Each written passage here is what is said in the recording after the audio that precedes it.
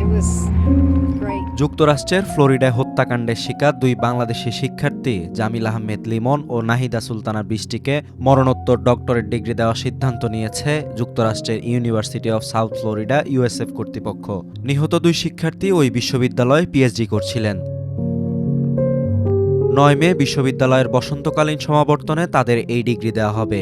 বিশ্ববিদ্যালয়টি তাদের ওয়েবসাইটে প্রকাশিত এক বিবৃতিতে এ তথ্য জানান। এছাড়াও সমাবর্তন অনুষ্ঠানে নিহতদের পরিবারের পক্ষ থেকে সম্মাননা গ্রহণ করার জন্য কনসুলেটের একজন প্রতিনিধিকে উপস্থিত থাকার অনুরোধ জানিয়েছে বিশ্ববিদ্যালয় কর্তৃপক্ষ। সমাবর্তন অনুষ্ঠানের শুরুতে নাহিদা সুলতানা বৃষ্টি ও জামিল আহমেদ লিমনের স্মরণে ১ মিনিট নীরবতা পালন করা হবে। এছাড়া শুক্রবার সকালে ডক্টরাল ডিগ্রি প্রদানের মূল অনুষ্ঠানে তাদের সম্মানে দুটি চেয়ার নির্ধারিত পোশাকে সাজিয়ে রাখা হবে। এছাড়া ৩৯৩ জন ডক্টরাল ডিগ্রিধারীর তালিকায় এই দুজনের নাম অন্তর্ভুক্ত করা হয়েছে। ২৭ বছর বয়সী জামিল আহমেদ লিমন ও নাহিদা সুলতানা বৃষ্টি ১৬ এপ্রিল থেকে নিখোঁজ ছিলেন। এর এক সপ্তাহ পর প্রথমে লিমনের মরদেহ, এর ২ দিন পর বৃষ্টির দেহ অংশ উদ্ধার করা হয়।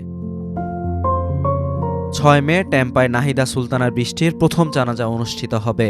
এরপর ৭ মে তার মরদেহ ঢাকার উদ্দেশ্যে পাঠানো হবে। ৯ মে শনিবার সকাল ৮টা ৪০ নাহিদা সুলতানার বৃষ্টির মরদেহ ঢাকায় পৌঁছানোর কথা রয়েছে। এর আগে ৪ মে জামিল আহমেদ লিমনের মরদেহ দেশে পৌঁছায়। একই দিন বিকেলে জামালপুরের পারিবারিক কবরস্থানে তাকে দাফন করা হয়।